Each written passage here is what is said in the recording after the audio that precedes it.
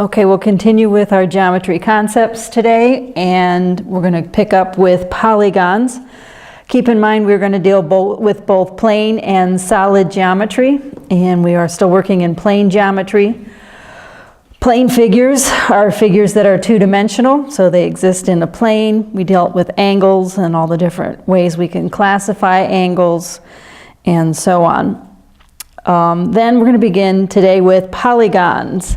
A polygon is a many-sided, simple, closed plane figure.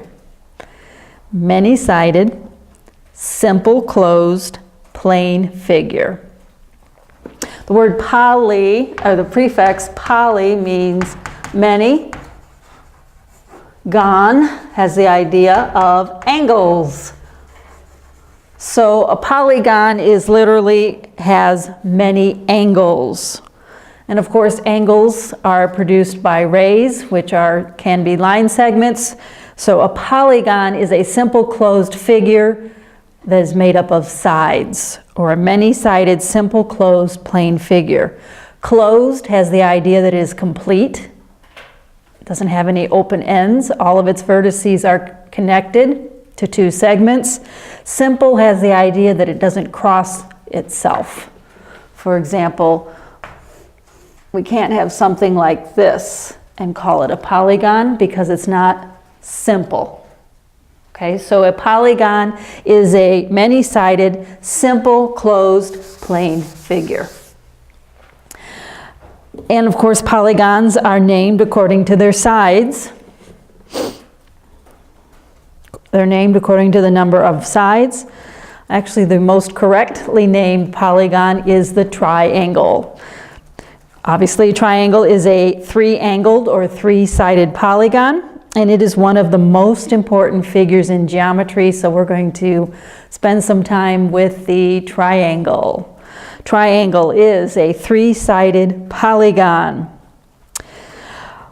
Let's talk first about classifying triangles. Just like angles, we can classify triangles. We can classify them by the size of their angles. Just like we classified angles, we have acute triangles. All three angles are less than 90 degrees. All three angles are acute. Then a right triangle is a triangle that contains one right angle. And then obtuse. An obtuse triangle has one obtuse angle. So we can classify our triangles by the size of their angles. All acute, obviously acute. One right is a right triangle. One obtuse angle is an obtuse triangle. A right triangle is also a very important and special geometric figure.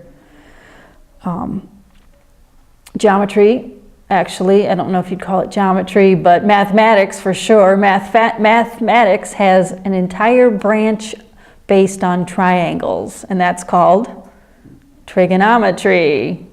Right triangle trigonometry, and then basic trigonometry. Your trigonometric functions were first defined on a right triangle. You remember sine, cosine, tangent.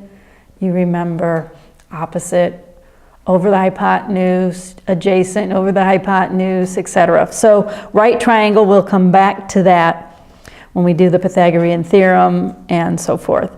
But we can classify triangles according to the measure of their angles. We can also, secondly, name triangles or classify triangles according to the relationship of their sides.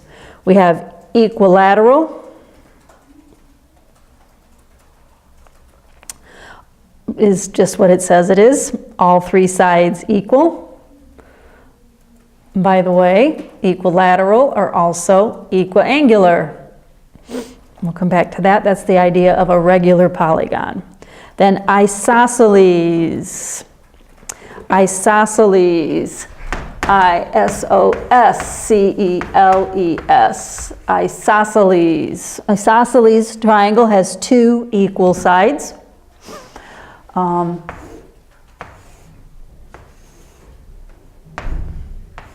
typically like this, and if you took geometry, you remember a famous theorem, base angles of an isosceles triangle are equal. Of course, if we have equilateral, all three sides are equal, which makes all three angles equal. That would be what we'd call a regular triangle. But primarily we're going to call it equilateral. Isosceles then has two equal sides, and then the angles opposite the equal sides, referred to as base angles are equal. Then the last type, the last category is scalene. Scalene is an odd triangle, no sides equal, no angles equal. No equal sides or angles. So we classify triangles by the measure of their angles as acute, right, and obtuse. We also classify them by the relationship of their sides. Equilateral, isosceles, scalene. Properties of triangles. We can classify triangles. We can also deal with, and it's important to deal with, the properties of a triangle. Triangles are used a lot. As I mentioned, they have their own branch of mathematics, trigonometry. But properties of triangles in general, first of all, something that you learned a long time ago, hopefully, is that the sum of the angles, the sum of the measure of the angles of a triangle is 180 degrees. Anybody remember the symbol for sum of? It's a little sigma thing. Looks like something like this. The sum of the measures of the angles of a triangle always add to 180, irregardless if it's acute, obtuse, or right. So that property makes it so that if all of these are angles are equal, then their measures are all 60 degrees. Okay. Then if we have a right triangle, remember what I said yesterday, remember for yourself and teach your students to always, never assume, always make sure that the triangle is indicated as a right triangle. All right, with a right triangle, then the two acute angles in our right triangle have to be complementary.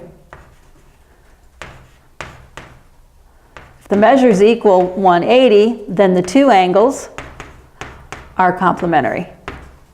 We already have 90 degrees taken up by the right triangle. So there's all kinds of relationships with angles and measurements of angles that we can work with. We can find missing angles. We can find the measure of missing angles. We can find the sum of the angles and different things like that. So the first property of a triangle is that the sum of the measures of the angles of all triangles always equal 180. Doesn't matter if it's scalene, it still will add to 180.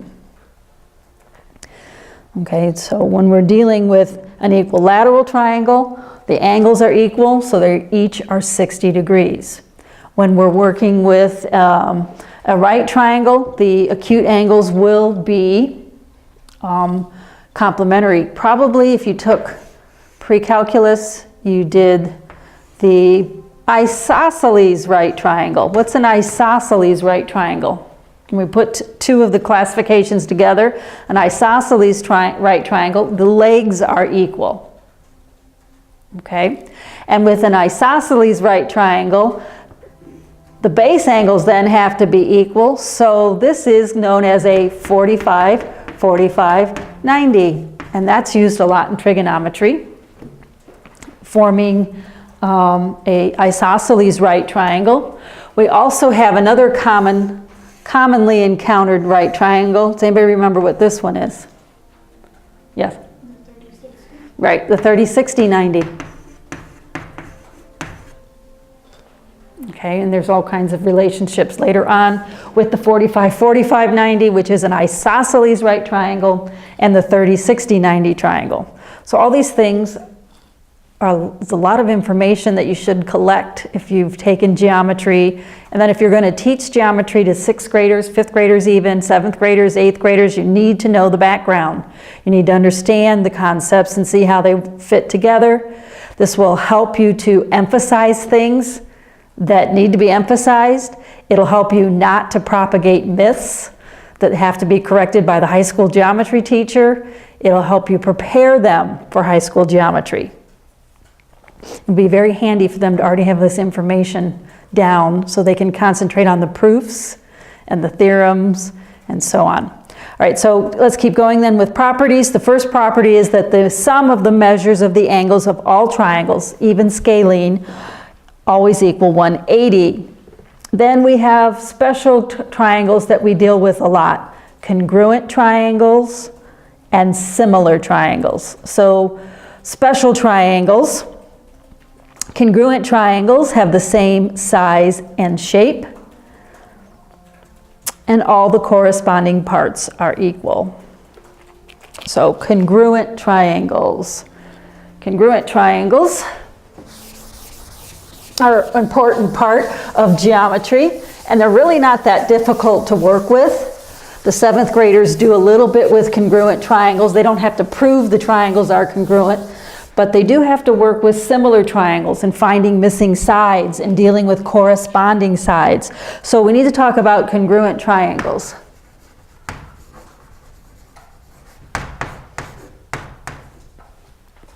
With congruent triangles, the symbol, of course, is the congruent symbol, the equal sign with the little squiggly above it. The congruent symbol means that the geometric figures have the same size and shape. So what does that mean in reality? If they have the same size, then all the sides are equal. And we need to clarify, corresponding parts are equal. So that means corresponding sides are equal. That makes the triangle the same size. And then corresponding angles are equal in measure. Okay, so it's important to start from the beginning when you're teaching 7th grade and even 6th grade math. If we're going to introduce congruent triangles, we need to teach them properly.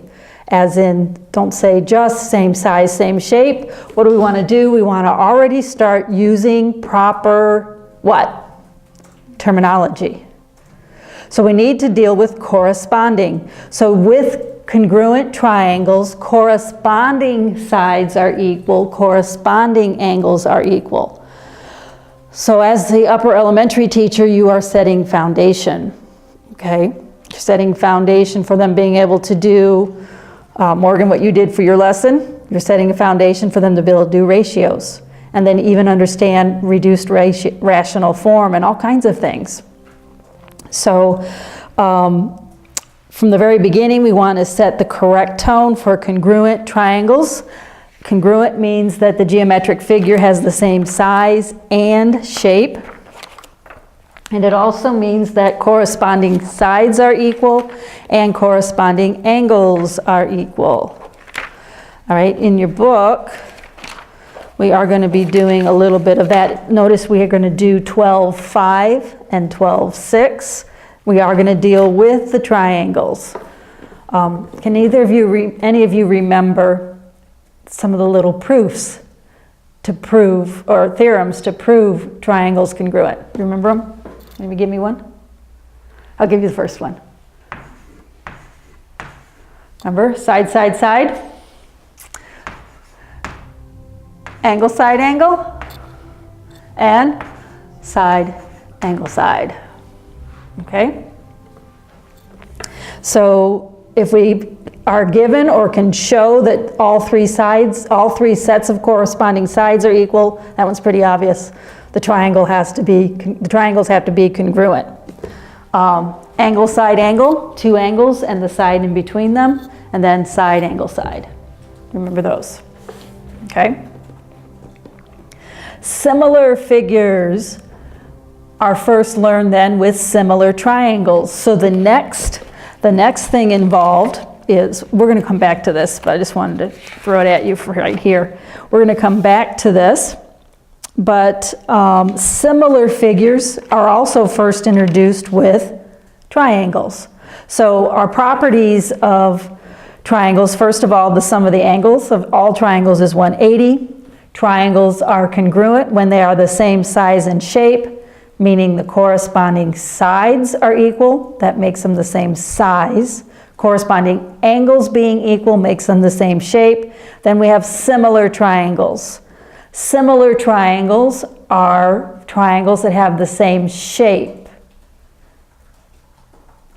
They have the same shape, but then the sides are not equal, the sides are in proportion. So similar triangles have equal angles and then sides in proportion. But back to this word corresponding. So if we have similar triangles, we're going to drop the equal part. They will only have the same shape. And shape, of course, is determined by angle size. So similar triangles, their corresponding angles are equal, but their corresponding sides are in proportion. And this is dealt with a lot in junior high. Similar triangles and proportions and finding missing sides. So in dealing with triangles, we will deal a lot with, and we will introduce the idea of congruent figures and similar figures with triangles. All right, the last thing I want to talk about with respect to triangles are right triangles. Specifically, right triangles, we want to talk about them in detail because right triangles are important for the Pythagorean theorem. They're useful for the distance formula. We use them a lot for story problems where we can draw a diagram and form right triangles to solve for missing sides and so forth. So a right triangle, try not to draw an isosceles right triangle because I don't want to deal with an isosceles right triangle, just a right triangle in general. By convention, we're going to always label our right angle with C. And then another convention with triangles is that, and polygons in general, we're going to label the vertex with a capital C, and then the opposite side with a lowercase c, B, opposite side, A, opposite side. And this has a particular name, it's the hypotenuse. And of course, the hypotenuse is opposite the right angle. It's going to be the largest side, and that brings us to the Pythagorean theorem.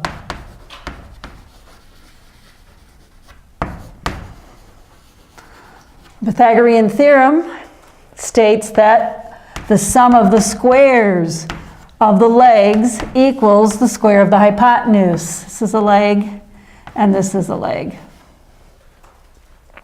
So we're going to start from the very beginning with our right triangle labeled correctly. So by convention, C is always labeled the right angle, and we always label the opposite side with the lowercase letter. The other sides are called legs. All right, and then even from the right triangle, we define our trig functions. Okay, they all have seen on their calculator, they've seen sine, cosine, tangent. Do you remember what sine is? Opposite over the hypotenuse. Cosine is adjacent over the hypotenuse.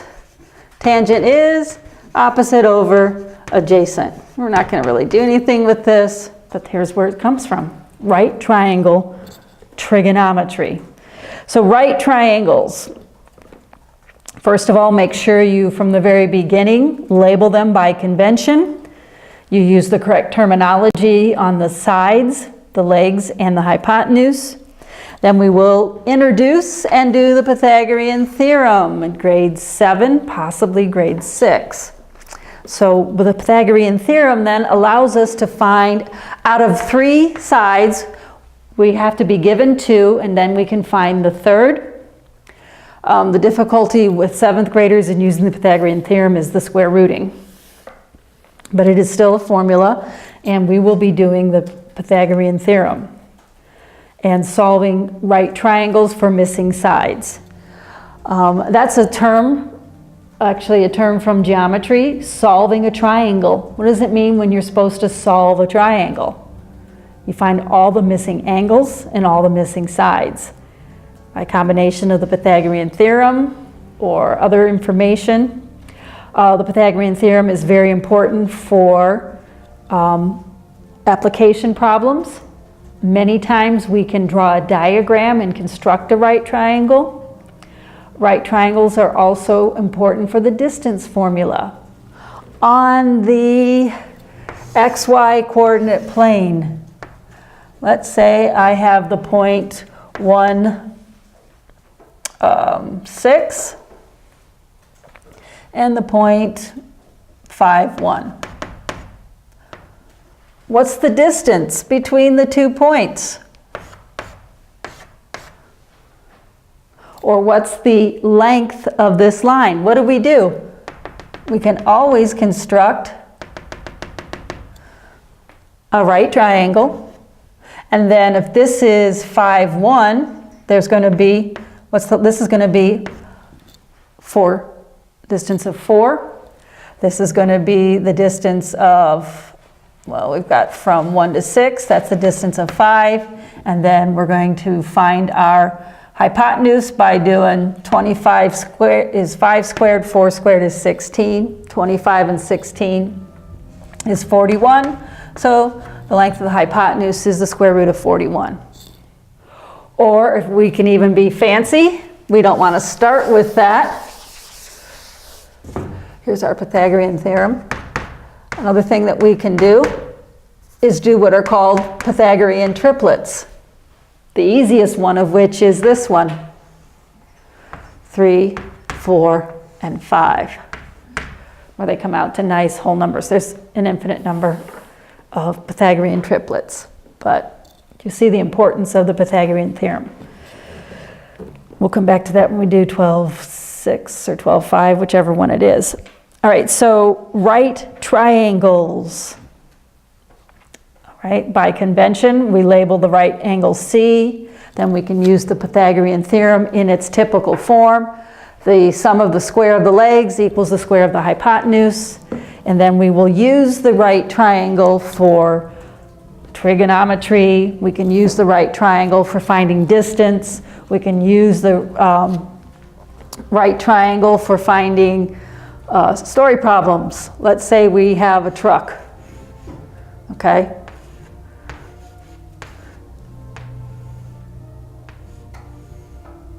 And we want to know, we know the length of the ramp, we know how high the truck is, and we want to know how far out the ramp will reach. How close can I pull to my back porch, right, when I'm moving in, things like that. So right triangles are often used to construct things for story problems, to find distance. We have the distance formula. I don't know if you remember doing the distance formula. Remember, d is equal to the square root of the x difference plus the y difference. Do we need that formula if we know the Pythagorean theorem? No, don't need it. The distance formula is completely based on the Pythagorean theorem, which is why this right triangle construction and why the Pythagorean theorem is such an important basis for just basic trigonometry and some simple story problems that we can have our junior high students for sure work on. Also, this will foster some interest in geometry and seeing how fun geometry can be. All right, so we're dealing with polygons. Polygons are simple, many-sided, simple closed plane figures. The triangle is one of the 4 most important figures in elementary level geometry. Keep that in mind. There are 4 very important figures in elementary geometry. As you're studying for your geometry concepts quiz, center in on triangle, rectangle, square, and circle. Also the parallelogram. Even though we don't use the parallelogram that much, the parallelogram is the basis of the definition for rectangle, square, and rhombus. And that brings us to the second polygon we're going to deal with, and that is the quadrilateral. So polygons are very important plane figures. They are usually named according to the number of sides. Triangle is an exception. Then quadrilateral is obviously a four-sided polygon. Okay, and quadrilaterals are classified according to the relationship of the opposite sides. They're defined by the relationship between their opposite sides. So we have our quadrilateral. A quadrilateral is any four-sided polygon. And we're going to classify them by the relationship between their opposite sides into parallelogram. Parallelogram is the basis of our square, rectangle, and rhombus, and then trapezoid. Parallelogram is a quadrilateral with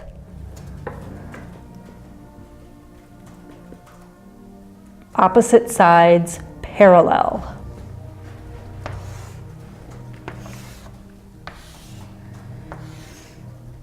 It's kind of like a rectangle with a slant, and it does give the rectangle some of its properties.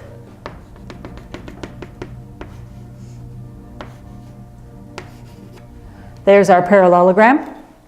Parallelogram, by definition, is a quadrilateral with opposite sides parallel. That's its definition, but it has a lot of properties. One of the first properties of parallelograms is the opposite sides not only are parallel, but they're equal to each other. The opposite, this pair equal to each other, this pair equal to each other. So that's, if you remember taking geometry, you have defined properties and proven properties. By definition, a parallelogram is a quadrilateral with opposite sides parallel. Okay, but we have other properties. Opposite sides are equal, and then we have the idea of the diagonal. So we have opposite sides equal. We have the diagonal. What is a diagonal? Diagonal is a segment drawn to opposite vertices. What does the diagonal of a parallelogram do?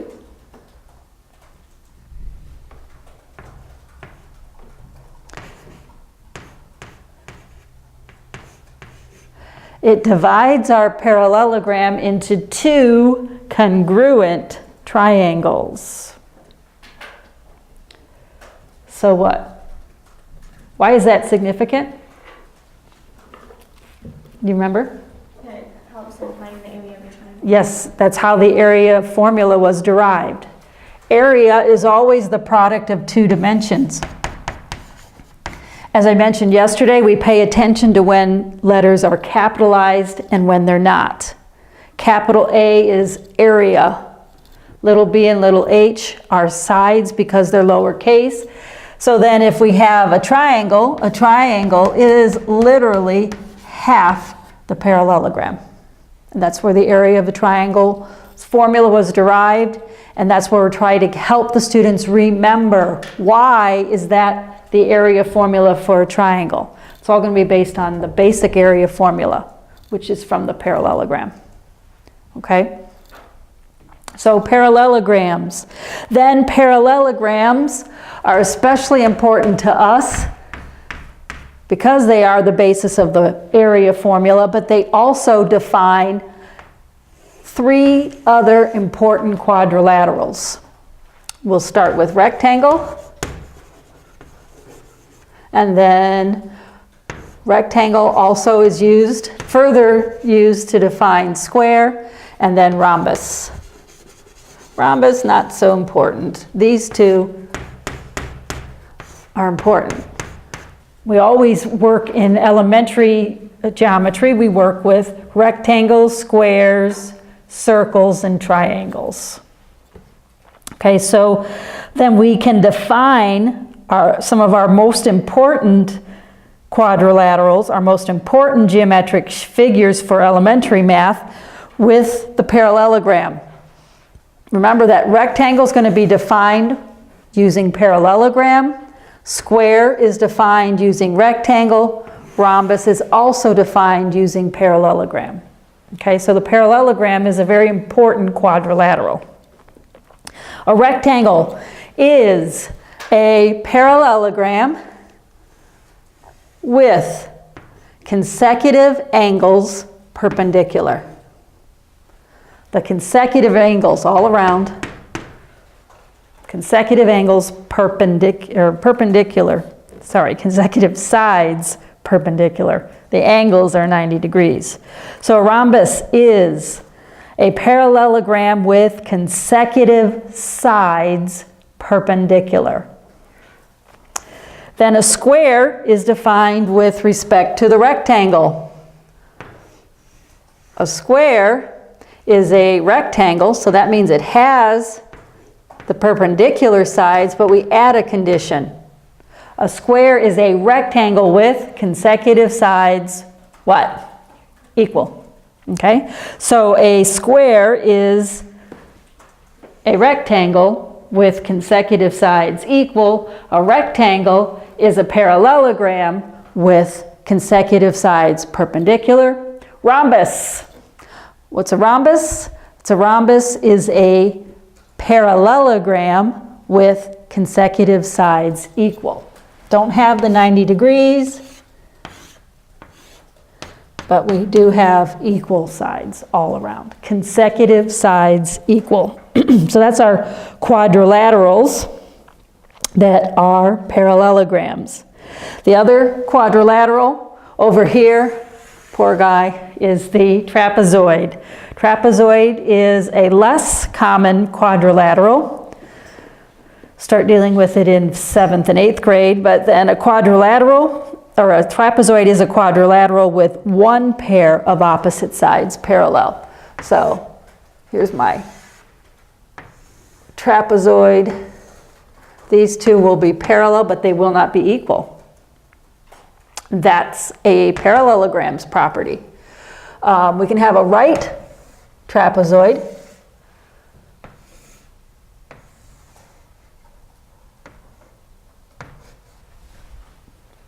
Okay, so those are our two main types of just a regular trapezoid, and then we can have a right trapezoid.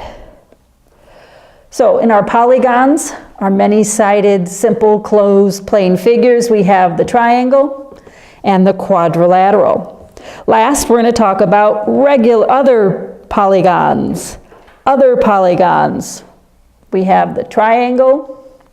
We have the quadrilateral. Now, other polygons.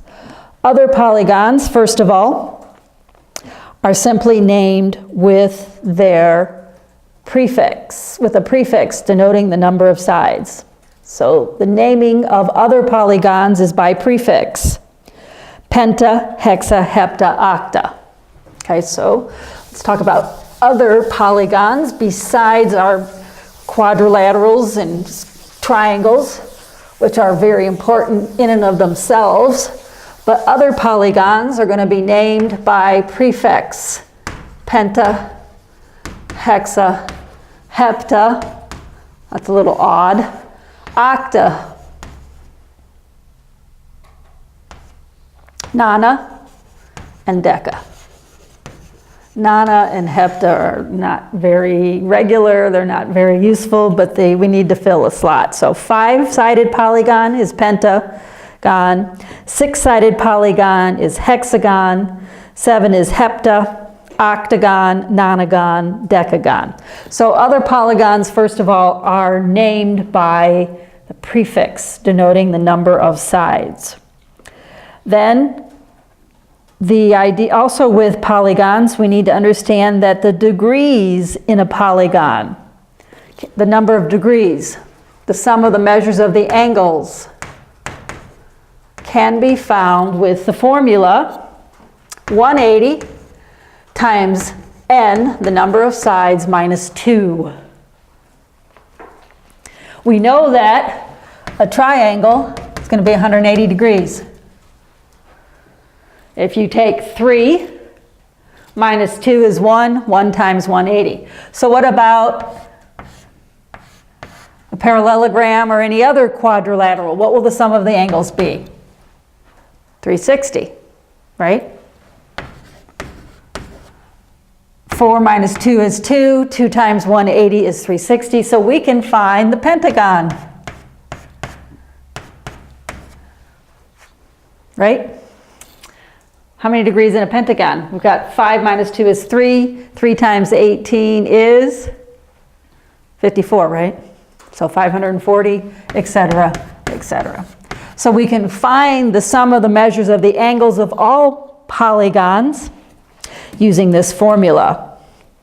180 times the number of sides minus 2. We also need to deal with diagonals can be formed on other figures besides quadrilateral. A diagonal is any segment joining two non-consecutive vertices. So if we have a pentagon, we can draw, diagonal doesn't just divide a quadrilateral. It can be any segment joining non-consecutive vertices. So from here, I can draw that one, and that one. Well, not that one, that's consecutive. Be careful. This one, and this one. Because we got our 1, 2, 3, 4, 5 vertices. We can only have 2 that are non-consecutive. For some reason, the Bob Jones curriculum asks this constantly. How many diagonals can be drawn in a pentagon? I haven't really discovered the purpose of that yet, but I'm going to trust them. And it is something that is done a lot in 7th and 8th grade. So we'll deal with it here. All right, so other polygons named by prefix. We can find the number of degrees in any polygon. We can draw multiple diagonals in any polygon. A diagonal is any segment joining non-consecutive vertices. Last thing, regular polygons. A regular polygon. A regular polygon kind of replaces the idea of equilateral.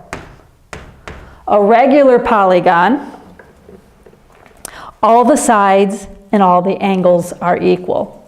And these form familiar shapes. The Pentagon, which houses the headquarters of the U.S. military, is a regular pentagon.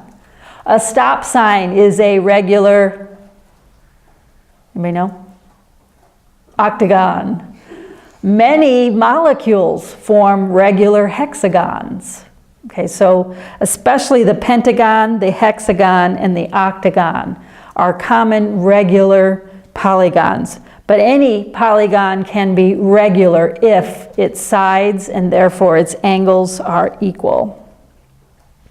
Okay, so we have polygons, many-sided, simple, closed, plane figures.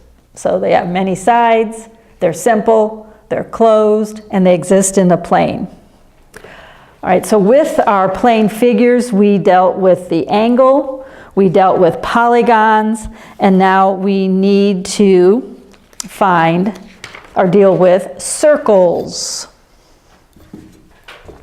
Circles.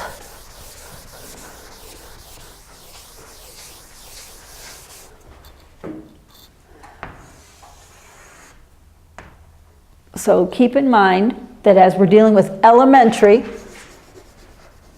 and even upper elementary geometry, we need to center in on the triangle, the rectangle,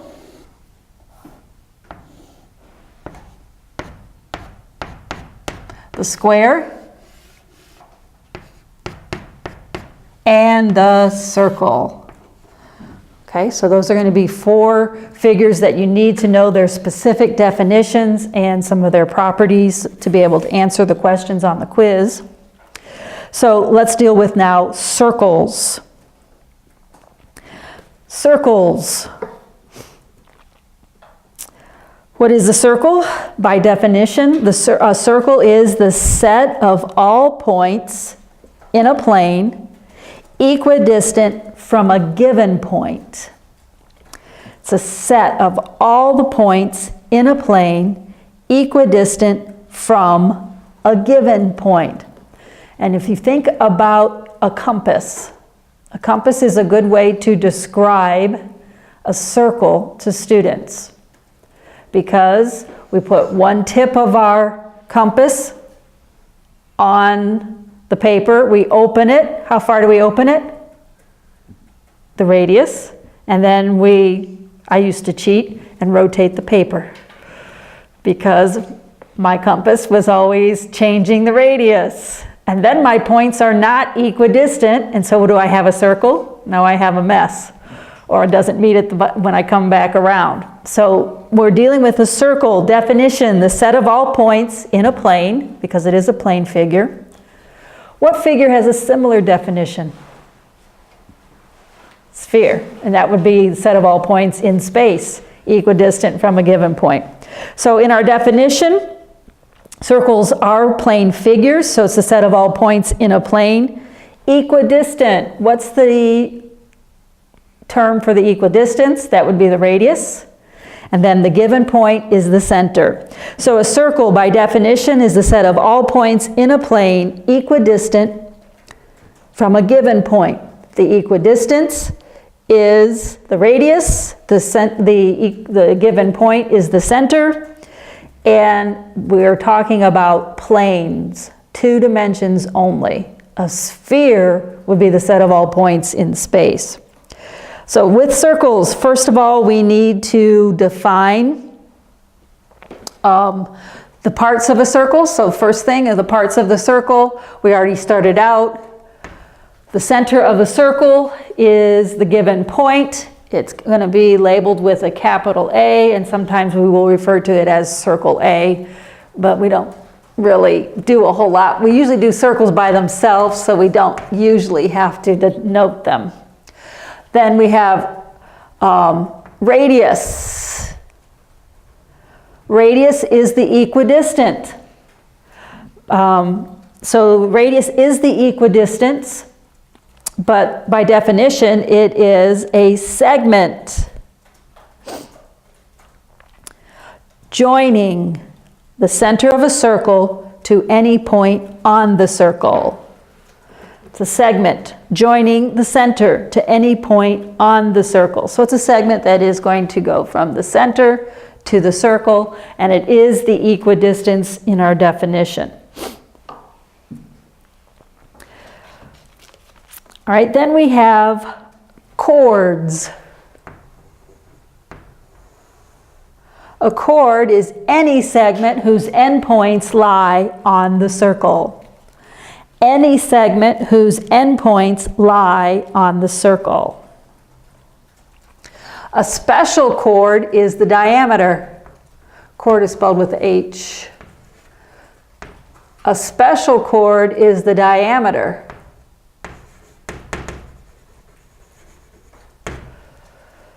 A chord is any segment whose endpoints lie on the circle.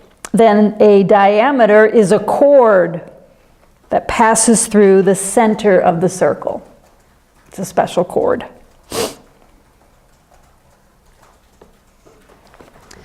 Another segment can be a tangent. A tangent is any line that intersects a circle at one point. Tangent. Any line that intersects the circle at one point, or in only one point. Deal with tangents in high school geometry. Don't so much now. Other parts of a circle involve semicircle and arc. An arc is a portion of a circle. Then a semicircle is a special arc. It's an arc defined by the endpoints of a diameter. This is an arc right here. It's a part of a circle. This is a semicircle because it's a special kind of arc. It's an arc whose endpoints are defined by a diameter. Next, properties of circles. Properties of circles. We have the parts of a circle and the properties of a circle. All right, the first property is that the total degrees of a circle is 360. If we were to take central angle, this would be a central angle. The total revolutions of any central angle is 360. Should probably add central angle to your parts. Okay, central angle. We already had that with respect to our angles by location, but don't forget when we have central angles, which are angles whose vertex is the center of the circle, and then we have inscribed angles. Those are angles whose vertex is on the circle and whose rays are chords. So we do have those. We defined those earlier. We should put them with circle again. But the total measure of all central angles would be 360. That's the first property. The second property involves a term called circumference. Circumference is defined as the distance around a circle. Circumference. The distance around a circle is its circumference. Okay, then there is a special relationship.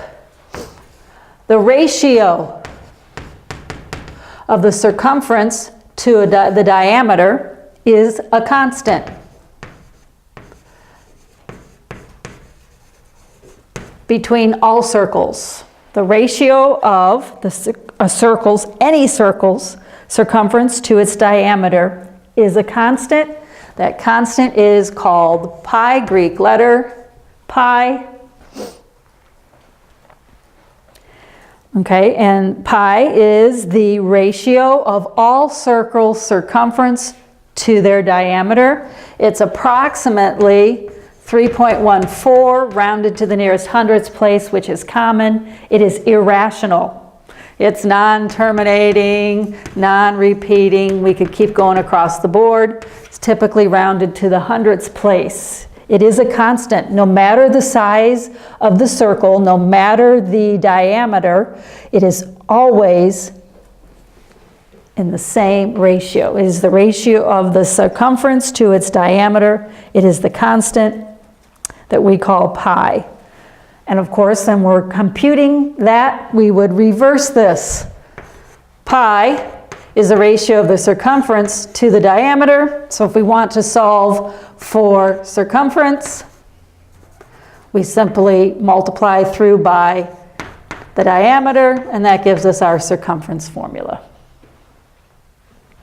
Okay, so the first property of circles is the fact that the sum of the angles of all central angles, the total revolution, is always 360.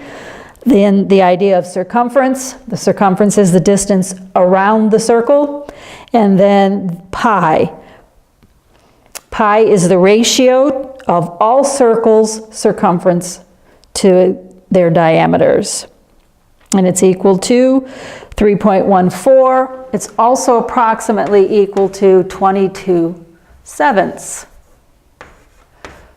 But this is also approximate because pi is irrational. It cannot be written as a fraction, but this is the closest. And that can be used as well, especially if you have fractions in your diameter. All right, so circles. All right, then we will also use pi to find the area. So basically, two things that we find with circles are their circumference, pi times their diameter. We also find area. Area is two-dimensional, so it is going to be pi times the radius squared. We can't multiply sides because we don't have sides. And then another important relationship that's obvious to us, but not obvious to our students, is that two radii make a diameter, don't they? And so there's often confusion between when to use the diameter, when to use the radius, and that has been kind of taken care of by giving younger students this formula, 2 pi r. That way they're not sometimes using the diameter, sometimes using the radius. We can just direct them constantly back to the radius. I don't know if that helps with confusion or not, because then they still have to remember the 2. But we really probably should go with this guy. That way we're always basing our computations on the radius and not flipping back and forth between radius and diameter. That causes a problem big time for 6th graders, okay? And still 7th graders and a few 8th graders straggling along because they're not paying attention to what they're doing. So those are our plane figures. Our plane figures. With plane figures, the two main computations that we will do, that I want to go through next. We'll switch gears here for just a minute.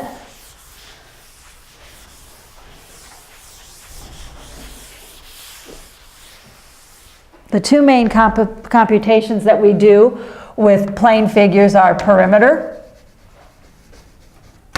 unless it's a circle,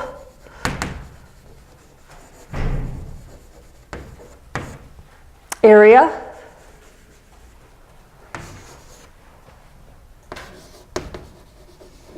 but then we have a third computation that only applies to solid geometry.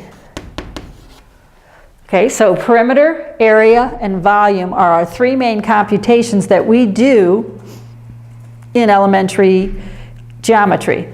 These two, and then a little bit of this one in 6th grade, a lot of this in junior high. So we need to understand the difference between perimeter versus area versus volume. I'm going to go through this twice. I wanted to start it today, and I will go over it again next period and emphasize some things about it, but let's just introduce it.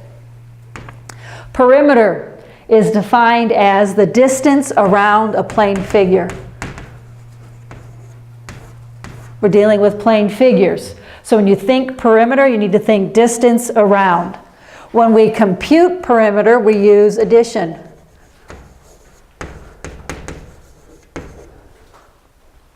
And our units are important. So perimeter is defined as the distance around a plane figure. Its basic computation involves addition because perimeter is the sum of the sides. And if we understand this, we don't need formulas. We can use formulas for shortcuts, but we won't need them. Area. Area is defined as the surface. The surface enclosed by a plane figure, whether it's a polygon or a circle. If we have a circle, we would use circumference for the distance around it. And we can't sum the sides, but it is a similar computation. Area is always the product of two dimensions.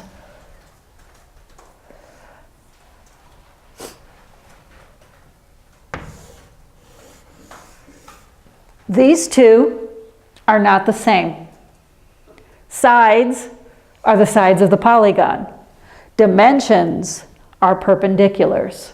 I stress and stress the 7th graders to find area, we always multiply perpendiculars. That's why when we have our parallelogram, we don't use the sides. We use base times height. And that's also why it would be much easier for our students down the road if we didn't use LW. Okay?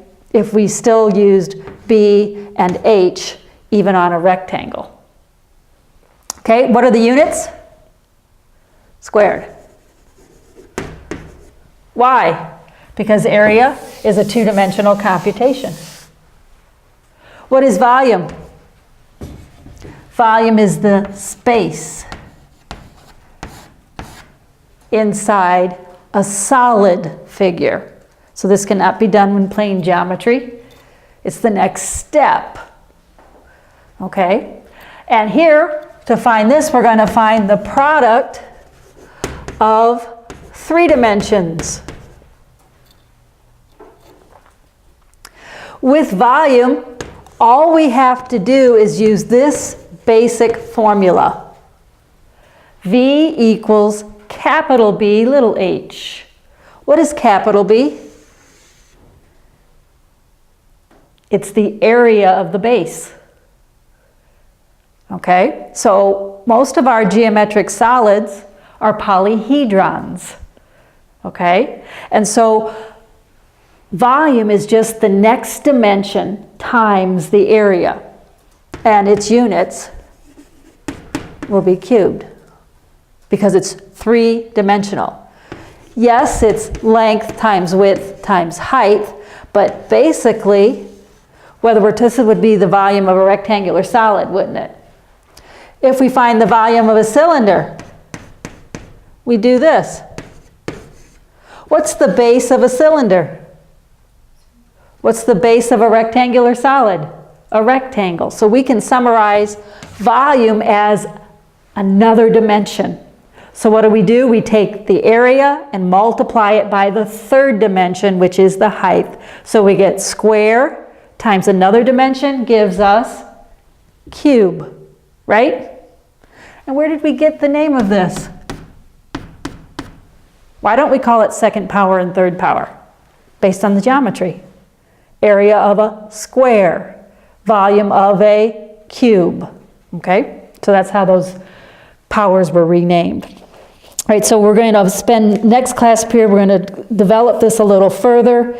Area versus volume. Perimeter versus area versus volume. 1-dimensional, 2-dimensional, 3-dimensional. We'll pick up with this on Tuesday.